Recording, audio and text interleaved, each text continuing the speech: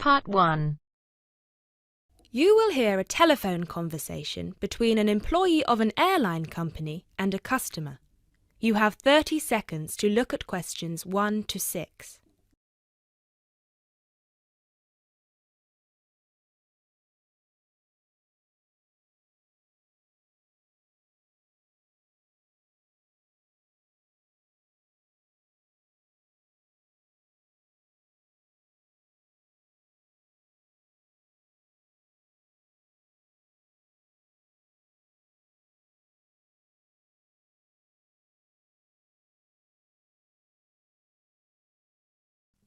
GB Airlines, this is Kyle speaking. How can I help? Hi, my name is Matt Walsh. I'm calling on behalf of Mr. John Sparrow to claim expenses for a delay in his flight last week. Good morning, Mr. Walsh. Thank you for calling. Could you please tell me the flight number and the date of departure? The date of departure was the 24th of January, 2016. I'm afraid I don't have the flight number in front of me at the moment. Okay, that's all right. One moment. Could you tell me where was Mr. Sparrow departing from? He was departing from Athens. Is that Athens, Greece or Athens, Georgia? Athens, Greece. Right. And what was the destination? It was Heathrow, London. Right. We've got 2 flights from Athens to London, Heathrow, on the 24th of January 2016. Was it the 3:25 p.m. flight or the 9:45 p.m.? It was the later one, 9:45.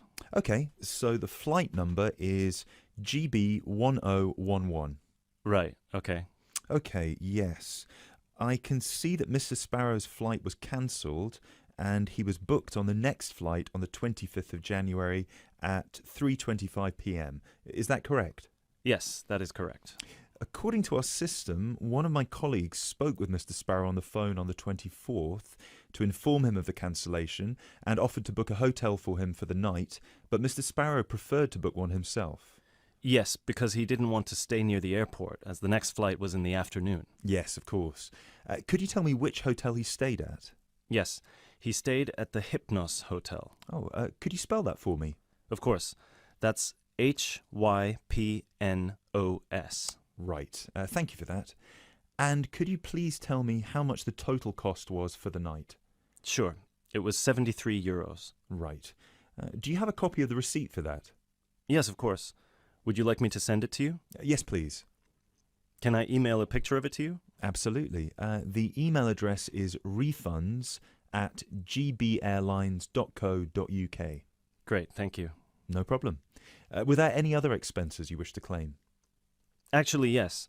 There was also the taxi ride to the airport and the taxi ride back the next day. Right. And what was the total cost? The first taxi ride was 53 euros and the second one was 42, so 63, 73, 83. Yeah, so the total was 95 euros. I'll send you the receipt for those as well. Thank you. Are there any other expenses?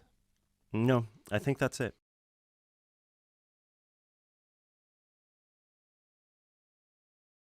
You now have 30 seconds to look at questions 7 to 10.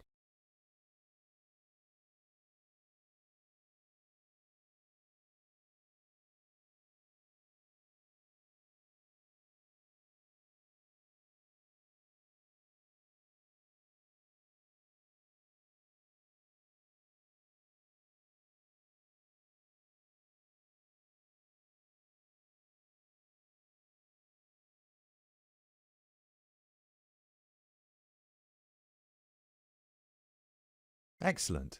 So if you could please send us the receipts for the hotel and the taxi rides, and after we receive them it should take about 48 hours for the funds to reach Mr. Sparrow's account. Perfect. Thank you so much. My pleasure. Is there anything else I can help you with? Actually, yes. There's one more thing. Mr. Sparrow complained about the meal during the flight. He said that it was a bit bland. Right. So he asked me if it was possible to switch to a different meal option for his upcoming flight to Kiev next week. Right, of course. Just give me a minute, please. Right, I see that Mr. Sparrow had the light meal option for his flight to London, and you would like to change that. What would you like to change it to? What are the other options? We've got 12 different meal options. Would you like me to list all of them for you?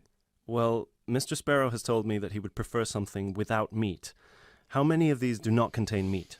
We've got 3 meal options without meat. We've got the vegetarian option, the vegan option, and the Asian vegetarian. What's the difference? There's a variety of different dishes served with each option. For example, next week the vegetarian option will be a small spinach and feta cheese pie, a bread roll, a salad, and tropical fruit. And the vegan option? The vegan option doesn't include any dairy products, and it also doesn't include fowl, eggs, or honey. I'm afraid I don't have the specific menu for this week, but I can email it to you as soon as it becomes available. Oh, could you do that? That would be great. Yes, of course. I can email you a detailed description of all the meal options if you like. Yes, please. No problem.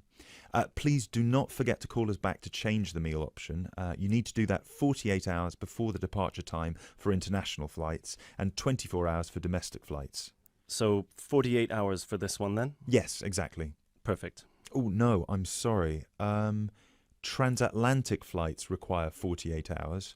All flights within Europe require 24 hours. So in this case, you will need to call us 24 hours in advance. I apologise for that. Okay, great. So, could I please have your email address so I can send you the menus? Certainly. It's matt.walsh@sparrowlimited.com.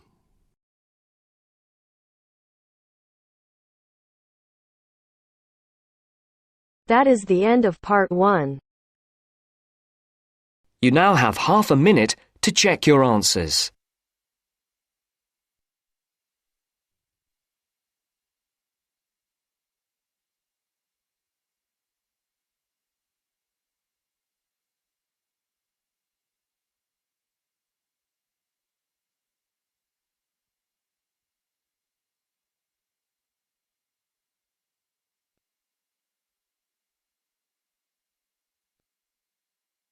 Now First, you turns to have some part 2. time to look at questions Part 2. 11 to 16.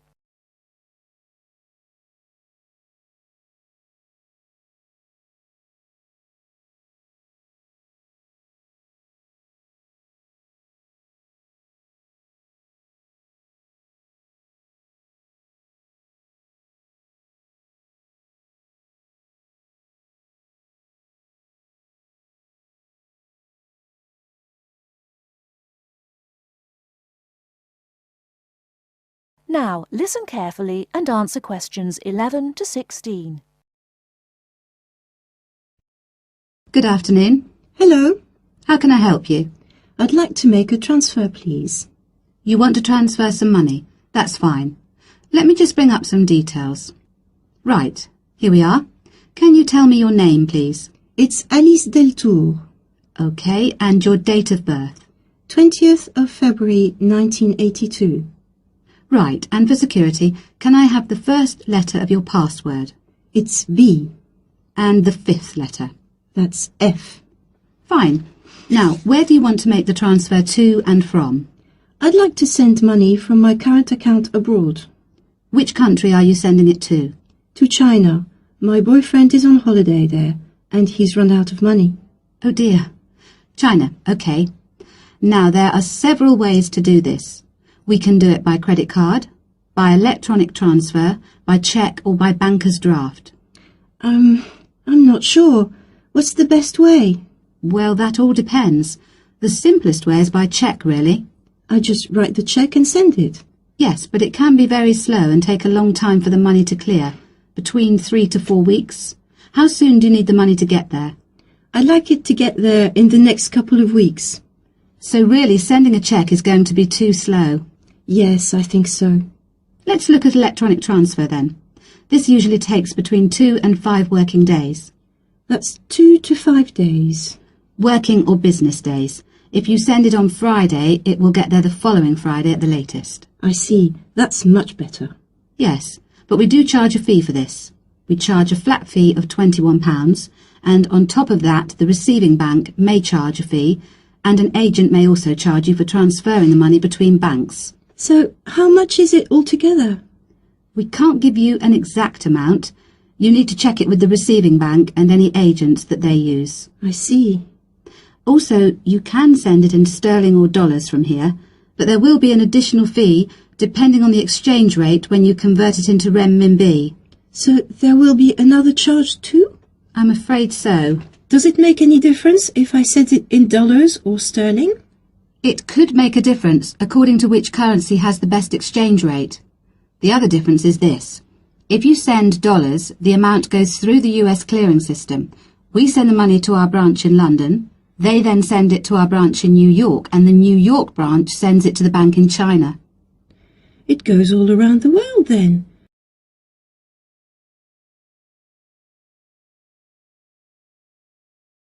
Before you hear the rest of the talk, you have some time to look at questions 17 to 20.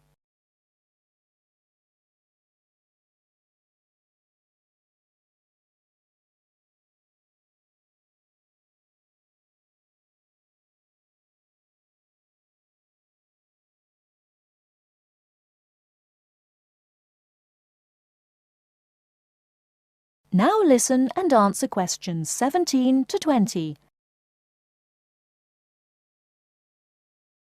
What about if I send sterling? In that case, we send it to our branch in London. From there it may go directly to China, unless the bank in China has an agent in London, in which case we transfer it to the London agent, and they send the money on to China. So how do I proceed with the transfer? OK, first we'll need some details about the beneficiary from you. The who? The beneficiary, the person receiving the money. OK, what do you need to know? We'll need the full name of the beneficiary and their account number. OK. You need to tell us the name of the bank in China and the address of the branch. We also need the bank's sort code and the SWIFT number. What's a SWIFT number? Basically, it's an interbank code. It helps banks identify each other through a unique code number. OK, and that's spelt? SWIFT, SWIFT. And the final thing we need is the reason for sending the money. You need a reason from me? I just told you my boyfriend's run out of money. Well, we don't need a reason. The receiving government needs to know why the money is entering the country, and we have to be able to tell them. OK, so from me you need the bank's name, the address of the branch, the sort code and SWIFT number, the beneficiary's name and account number, and a reason for sending the payment. Yes, that's correct. OK, so I'll check these out and come back to you with them so we can go ahead with the transfer.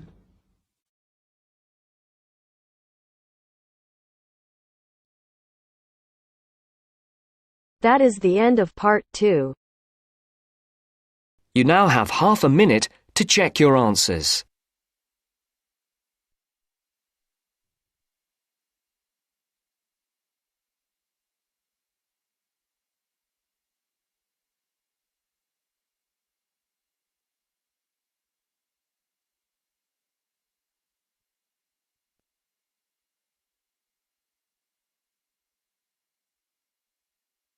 Now turns to part 3. Part 3. You will hear a conversation between two students who will discuss a project they're working on together. You have 30 seconds to look at questions 21 to 27.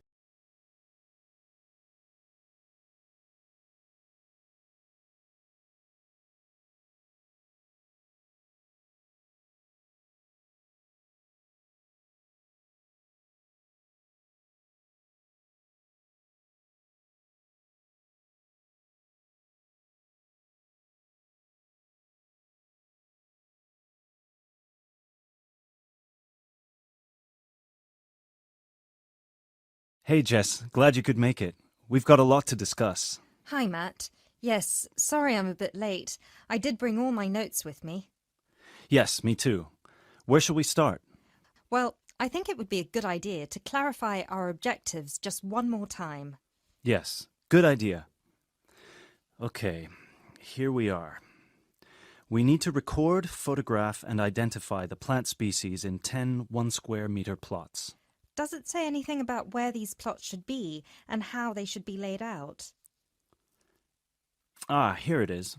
It says that all the plots need to be no more than 10 meters apart. And how do we choose them? Ah, this is the fun part. I remember this. Here we are. Make a 1-meter square frame using bamboo sticks available from the department stores.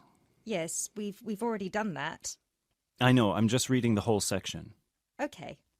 One person stands roughly in the middle of the chosen area and throws the frame.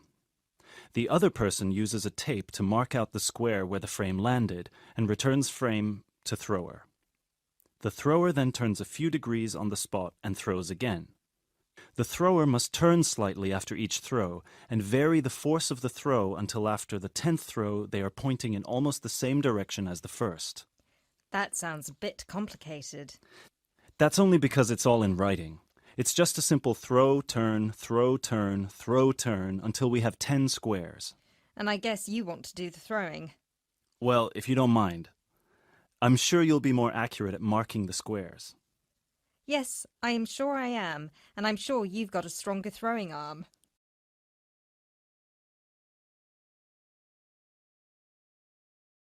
You now have 30 seconds to look at questions 28 to 30.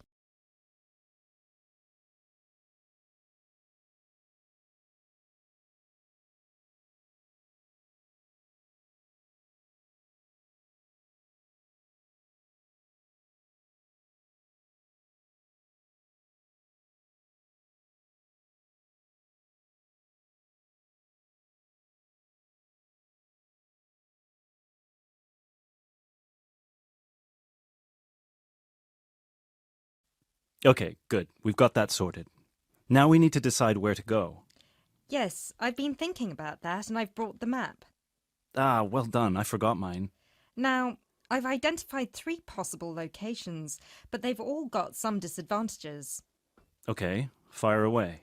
Well, the area around this lowland marsh could be interesting. There'll be a lot of interesting water plants here. Looks good, but what's the problem? Mainly that it's already a designated nature reserve, and I think there's already been a lot of research done here. Ah, I see. Well, I'd rather do something that's new and can be useful. I agree. That's why I identified this area further west. See, here, behind the beach. Oh yes, I see. That area there, where it's flat, but quite high. Exactly. If you look a bit further inland, you'll see that there are hills which will protect that area from strong north winds.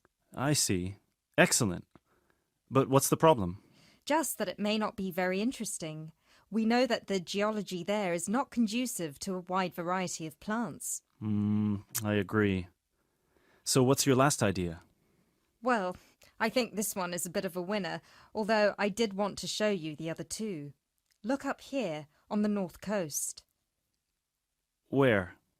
See this bay? Well, I know that there's been quite a lot of studies done here, but a bit further to the east, behind this headland. No one has ever looked at that. Well, I certainly couldn't see any studies.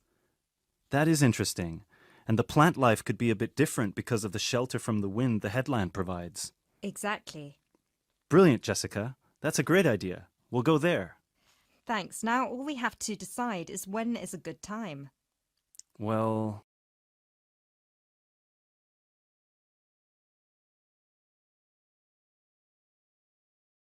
That is the end of part 3.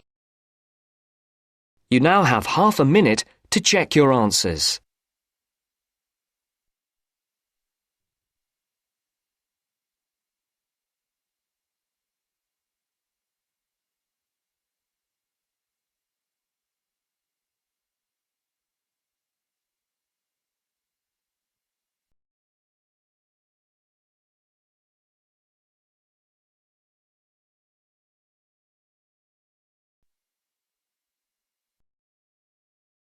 Part 4.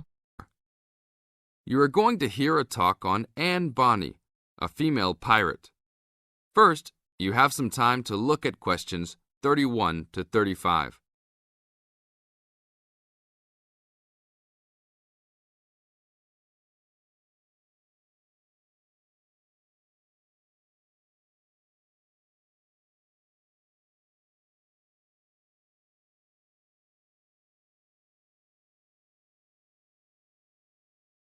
Now listen to the tape and answer the questions. Anne Bonny was one of the 2 most famous female pirates. she sailed on the crew of Calico Jack Rackham. Anne was romantically involved with Calico Jack, but she could be counted as none the less as fearless as any other pirate. She was born in County Cork, daughter of an attorney and his maid. The lawyer left Ireland in disgrace, but found fortune in the Carolinas. There he amassed a fortune and bought a large plantation. A ne'er-do-well pirate sailor named James Bonney married Anne in an attempt to steal the plantation, but Anne's father instead disowned her. Bonney then took Anne to the Bahamas, where he turned informer to Governor Woodes Rogers, turning in any sailor he didn't like as a pirate for a handsome reward. Anne quickly grew to dislike her spineless husband and quickly caught the eye of one Calico Jack Rackham, a pirate of some renown. Governor Rogers had recently passed an amnesty for pirates, which left Bonney out of work. The admiration between Anne and Calico was mutual. Calico Jack was a handsome man who knew how to spend money as well as steal it. Anne was a well-endowed lass with a fiery spirit and a temper that matched that of any man. In any event, Calico offered to buy Anne from Bonney, but Bonney instead took the matter up with Governor Rogers, who said that Anne was to be flogged and returned to her true husband. That night, Calico and Anne slipped out in the harbour, stole a sloop, and began a life of piracy together.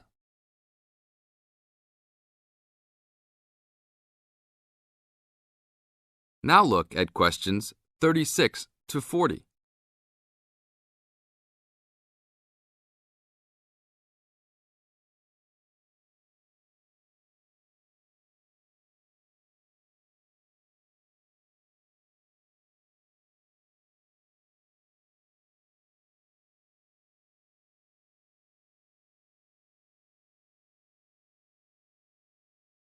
Questions 36 to 40. Anne fought in men's clothing, was an expert with pistol and cutlass, and considered as dangerous as any male pirate. She was fearless in battle, and often was a member of any boarding party. In October of 1720, retribution was close at hand. The governor of Jamaica, hearing of Calico's presence, sent an armed sloop to intervene and capture the captain and crew. Calico's ship, Revenge, was caught by surprise, and much to Anne's dismay, the pirates fought like cowards and were taken far too easily. Anne and Mary Read were also captured, but, upon capture, confessed their sex and pleaded to be tried separately after they gave birth. Both women were pregnant at the time. Both received separate trials from the men, but were still sentenced to hang. Mary Read escaped the hangman by dying from fever while in jail. Anne, however, received several stays of execution before mysteriously vanishing from official records.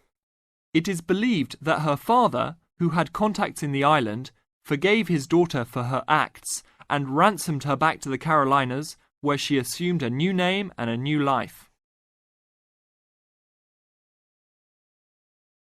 That is the end of part 4. You now have half a minute to check your answers.